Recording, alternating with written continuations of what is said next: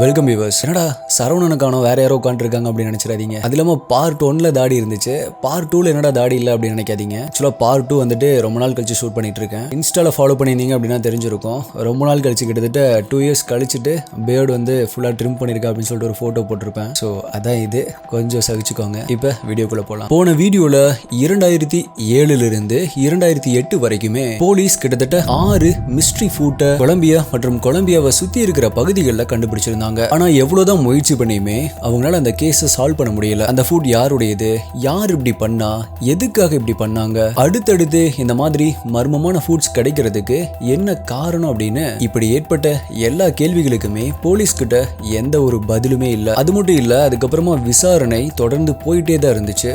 நாட்களும் நகர ஆரம்பிச்சது. கிட்டத்தட்ட அடுத்த 10 வருஷத்துல பல்வேறு இடங்கள்ல வெவ்வேறான நேரத்துல இன்னும் 15 ஹியூமன் ஃபுட்ஸ் இந்த மாதிரி மர்மமான முறையில கரையொதுங்குச்சு. இப்போ மொத்தமா 21 கால்கள் இந்த மாதிரி கனடாவுடைய கொலம்பியாவுடைய பீச்ல வெவ்வேறு இடங்கள்ல கண்டுபிடிக்கப்பட்டிருந்துச்சு. ஆனா அப்ப வரைக்குமே கிடைச்ச 21 கால்கள்லயுமே விக்டிம் யாரு, இதுக்கெல்லாம் காரணம் யாரு அப்படிங்கறத போலீஸால கண்டுபிடிக்க முடியல. இப்படி இந்த கேஸ் ரொம்பவே சிக்கலா போயிட்டு இருக்கும் பொழுதுதான் போலீஸ்க்கு ரொம்பவே முக்கியமான ஒரு லீட் கிடைக்குது. போலீஸ் அந்த லீடை வச்சு ட்ராக் பண்ணும் பொழுதுதான் ஃபைனலா ஒரு விக்டிம் உடைய ஐடென்டிட்டியை கன்ஃபார்ம் பண்றாங்க. சோ அந்த விக்டிம் யாரு, அவங்களுக்கு என்ன நடந்துச்சு, எப்படி அவங்களுடைய கால்கள் இங்க வந்துச்சு, போலீஸ் எப்படி அந்த விக்டிம் உடைய ஐடென்டிட்டியை கன்ஃபார்ம் பண்ணாங்க, இதுக்கப்புறமா என்ன நடந்துச்சு, மீதி இருக்கிற ஃபுட்ஸோட அந்த விக்டிம்ஸை ஐடென்டிஃபை பண்ணாங்களா இல்லையா, எப்படி இந்த கேஸ் முடிவுக்கு வந்துச்சு அப்படிங்கறத பத்தி தான் இன்னைக்கு வீடியோல நம்ம டீகோட் பண்ண போறோம். நீங்க பார்த்துட்டு இருக்கிறது சரவணன் டீகோட்ஸ். நான் உங்கள் சரவணன். வாங்க இன்னைக்கு வீடியோக்குள்ள போலாம்.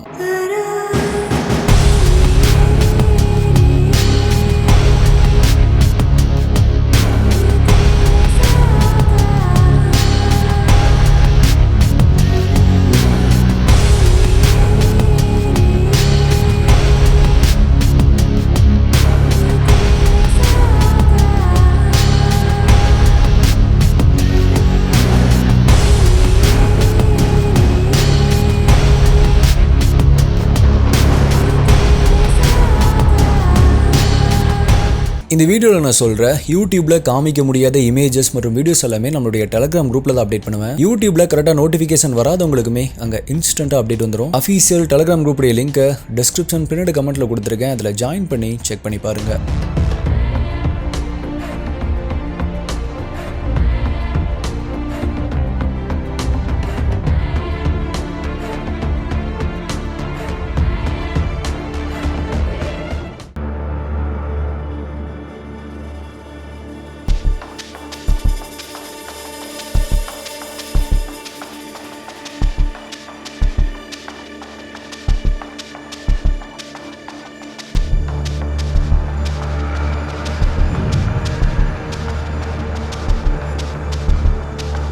2017 டிசம்பர் ஜெனி அப்படிங்கிற ஒரு லேடி 22 வயதான தன்னுடைய பையனான ஆண்டனியோவை காணோம் அப்படின்னு போலீஸ்ல மிஸ்ஸிங் கம்ப்ளைண்ட் ஒன்ன ஃபைல் பண்றாங்க. கம்ப்ளைண்ட்டை வாங்கின போலீஸ் ஆண்டோனியோவை பத்தி விசாரிக்க ஆரம்பிக்கிறாங்க. ஃபர்ஸ்ட் போலீஸ் அவங்களுடைய அம்மாவான ஜெனி கிட்ட, உங்களுடைய பையன் எப்படி காணாம போனா, உங்களுக்கு யார் மேலேயாவது சந்தேகம் இருக்கா, காணாம போறதுக்கு முன்னாடி உங்களுடைய பையனுடைய மனநிலைமை எப்படி இருந்துச்சு, அவர் ஏதாச்சுமே பிரச்சனையில இருந்தாரு அப்படின்னு பல கேள்விகளை கேட்கிறாங்க. அதுக்கு ஜெனி என்ன சொன்னாங்க அப்படின்னா, நானும் என்னுடைய பையனும் ரொம்பவே சந்தோஷமா தான் வாழ்ந்துட்டு வந்தோம். ஆனா ஆண்டோனியோ ஸ்கூல் படிப்பை முடிச்சுட்டு காலேஜ்ல ஜாயின் பண்ணப்பதான் சில தவறான ஃப்ரெண்ட்ஸோட சேர்ந்துட்டு ட்ரிங்க்ஸ் பண்றது, போதைப் பொருள் யூஸ் பண்றது அப்படின்னு ரொம்பவே தவறான பழக்கத்திற்கு அடிமையாகிட்டான். அது மட்டும் இல்ல, அதுக்காக பல முறை அவன் ஜெயிலுக்கு போயிட்டு வந்திருக்கான் அப்படின்னு சொல்றாங்க.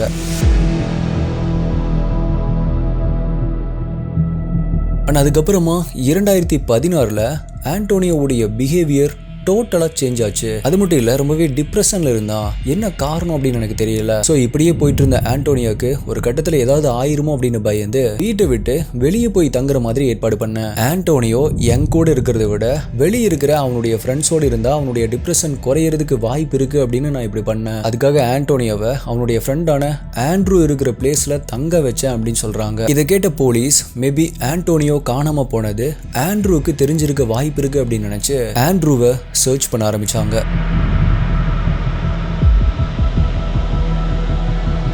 இப்ப ஆண்ட்ரூவை கண்டுபிடிச்ச போலீஸ் ஆண்டோனியோ எங்க, அவனை கடைசியா எப்ப பார்த்த, எங்க பார்த்த அப்படின்னு விசாரிக்க ஆரம்பிக்கிறாங்க. அப்போ ஆண்ட்ரூ போலீஸ் கிட்ட சொன்ன விஷயங்கள் ரொம்பவே குழப்பமா இருந்துச்சு. அப்படி ஆண்ட்ரூ என்ன சொன்னான் அப்படின்னா, ஆண்டோனியோட அம்மா சில நாட்களுக்கு முன்னாடி வந்து என்ன மீட் பண்ணாங்க. அப்போ ஆண்டோனியோ ஏதோ டிப்ரெஷன்ல இருக்கான் அப்படின்னும் ஏதோ பிரச்சனையில இருக்கிற மாதிரி இருக்கான் அப்படின்னு சொன்னாங்க. அவன் அவங்க கூட இருக்கிறத விட எங்க கூட இருந்தா டிப்ரெஷன்ல இருந்து வெளியே வர வாய்ப்பு இருக்கு. சோ கொஞ்ச நாளைக்கு அவனை எங்க கூட தங்க வச்சுக்க முடியுமா அப்படின்னு கேட்டாங்க. நானும் ஆண்டோனியோக்காக சரி அப்படின்னு சொன்னேன். ஆனா அவன் வந்த கொஞ்ச நாள் தான் அமைதியா இருந்தான். அதுக்கப்புறமா அவனுடைய ஆக்டிவிட்டிஸை டோட்டலா மாற ஆரம்பிச்சது அப்படின்னு சொல்றான்.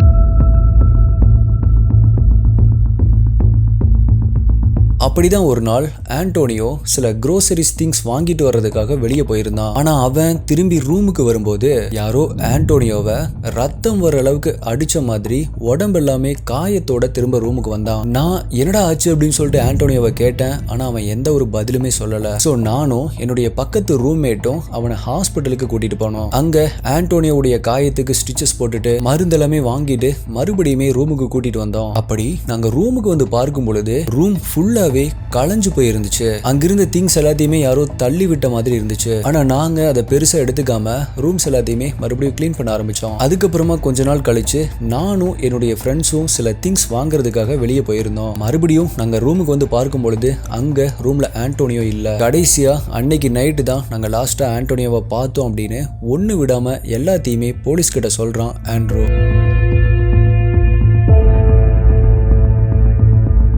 ஸோ இப்போ போலீஸ் வேற ஏதாவது க்ளூ கிடைக்குமா அப்படின்னு சொல்லிட்டு சர்ச் பண்ணிட்டு இருக்கும் பொழுதுதான் ஆண்டோனியோடைய அம்மா ஜெனி போலீஸுடைய இன்வெஸ்டிகேஷன் ரொம்பவே ஸ்லோவா இருக்கு அப்படின்னு அவங்களுடைய பையனை கண்டுபிடிக்கிறதுக்காக வேற ஒரு பிரைவேட் டிடெக்டிவை அப்பாயிண்ட் பண்றாங்க. அப்படி அவங்க அப்பாயிண்ட் பண்ண 2 டிடெக்டிவ்ஸுமே இந்த கேஸ்ல புது லீட்ஸை கண்டுபிடிக்கிறாங்க. அது யாரு அப்படின்னா ஆண்டோனியோவோட இன்னொரு ஃப்ரெண்ட் டேவிட். அப்படி கண்டுபிடிச்ச டேவிட் கிட்ட ஆண்டோனியோவை பத்தி விசாரிக்கும் பொழுது அவன் சொன்ன பதில் இன்னுமே குழப்பமா இருந்துச்சு. அவன் என்ன சொன்னான் அப்படின்னா, சில நேரங்கள் ஆண்டோனியோவும் ஆண்ட்ரூவும் ரொம்பவே பயங்கரமா சண்டை போட்டுக்குவாங்க. அப்படிதான் ஒரு நாள் நான் ஆண்ட்ரூவுடைய ரூமுக்கு போனப்ப அவனுடைய ரூம்ல சில இடங்கள்ல பிளட்ஸ் ரத்த கரைகள் இருந்ததை பார்த்தேன் அப்படின்னு சொல்றான்.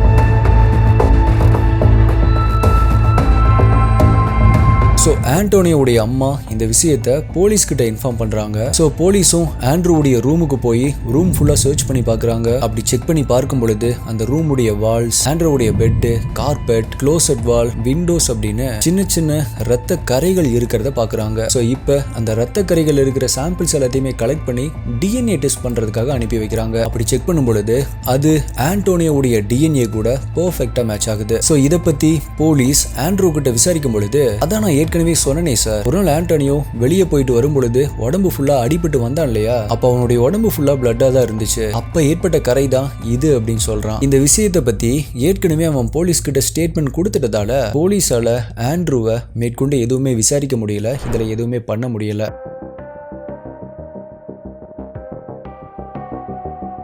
அது மட்டும் இல்லாம ஆண்டோனியோ ஓடி போயிட்டானா இல்ல இறந்து போயிட்டானா அப்படிங்கிறது இனிமே கன்ஃபார்ம் ஆகல. சோ இந்த கேஸ்ல ஆண்ட்ரூ மேல எந்த ஒரு நடவடிக்கையுமே எடுக்க முடியல. ஒருவேளை ஆண்டோனியோவுடைய பாடி கிடைச்சிருந்தா அதை வச்சு சூசைடா இல்ல மர்டரா அப்படின்னு கண்டுபிடிச்சு இந்த கேஸை அடுத்த கட்டத்துக்கு கொண்டு போயிருக்கலாம். சில மாதங்கள் கழிச்சு இந்த கேஸ்ல வேற எந்த ஒரு இம்ப்ரூவ்மெண்ட்டுமே இல்லாததால, வேற எந்த ஒரு லீடுமே கிடைக்காததால இந்த கேஸை அப்படியே விட்டுறாங்க. இப்ப எதுக்கு இந்த கேஸை நான் சொல்லிட்டு இருக்கேன் அப்படின்னா, கரெக்டா இதுக்கப்புறமா 2 வருடங்கள் ஜனவரி 1, 2019 அன்னைக்கு ஜெட்டி ஐலாண்ட்ல மறுபடியுமே ஒரு ஃபுட் கரை ஒதுங்கி இருக்கிறத போலீஸ் கண்டுபிடிக்கிறாங்க. இதுல ரொம்பவே ஷாக்கிங்கான விஷயம் என்ன அப்படின்னா, காணாம போன ஆண்டோனியோவுடைய டிஎன்ஏவும் இப்ப கிடைச்ச இந்த ஃபுட்டுடைய டிஎன்ஏவும் 100% மேட்ச் ஆகுது அப்படின்னு கண்டுபிடிச்சாங்க.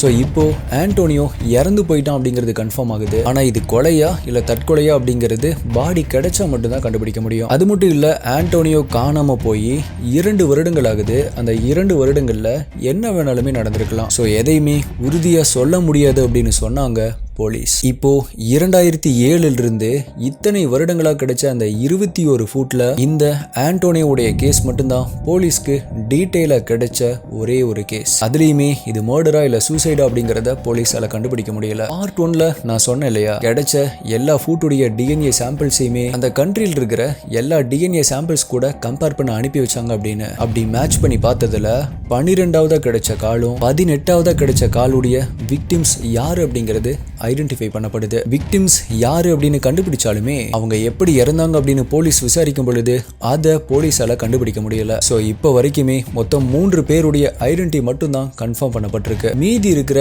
18 பேருடைய ஐடென்டிட்டியை பத்தி போலீஸ் கிட்ட கேட்கும் பொழுது போலீஸ் என்ன சொன்னாங்க அப்படின்னா, டிசம்பர் 2004 ஒரு மிகப்பெரிய சுனாமி ஏற்பட்டுச்சு இல்லையா, அந்த சுனாமியால பல பேர் இறந்து போனாங்க இல்லையா, அந்த சுனாமி தான் இருக்கிறதுலேயே மிகப்பெரிய இயற்கை பேரழிவு அப்படின்னும், இந்தியன் ஓசன்ல ஏற்பட்ட அந்த சுனாமி ஒரு மிகப்பெரிய பாதிப்பை ஏற்படுத்துச்சு அப்படின்னும், அந்த சுனாமியில இறந்து போனவங்களுடைய உடல் மீட்கப்படவே இல்லை. சோ மீதி இருக்கிற கால்கள் எல்லாமே, மீதி இருக்கிற ஃபுட் எல்லாமே அந்த சுனாமியில இறந்து போன விக்டிம்ஸ் உடைய ஃபுட்டா தான் இருக்கணும் அப்படின்னு கன்ஃபார்ம் பண்ணாங்க போலீஸ்.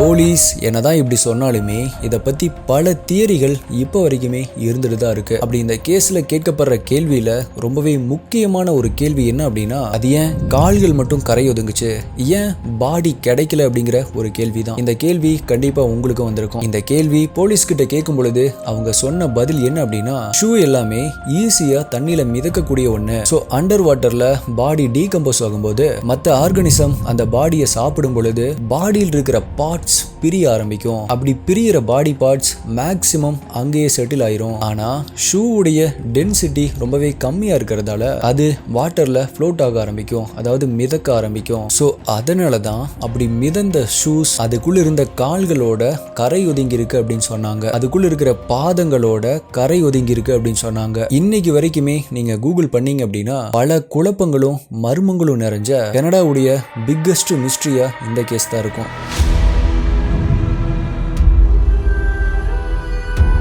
ஸோ எஸ்டி இன்வெஸ்டிகேட்டர்ஸ், நீங்க இந்த கேஸை பத்தி என்ன நினைக்கிறீங்க? இது ஏதாவது ஒரு சீரியல் கில்லருடைய வேலையா இருக்குமா, இல்ல இது சூசைட் பண்ணவங்களுடைய உடல்களா இருக்குமா, இல்ல அப்படின்னா போலீஸ் சொன்ன மாதிரி இயற்கை பேரழிவுனால அதுல இறந்து போன மக்களுடைய உடல்களா இருக்குமா? அது மட்டும் இல்லாம இந்த ஒரு கேஸ் அந்த நாட்டு மக்களையும் போலீஸையும் பைத்தியமாக்குனதை பத்தி உங்களுடைய கருத்து என்ன அப்படிங்கறத மறக்காம கீழே கமெண்ட் பண்ணுங்க. உங்களுடைய பெஸ்டான கமெண்ட் அடுத்த வீடியோல வரும். வேற ஒரு வீடியோல மீட் பண்றேன். நன்றி, பாய்.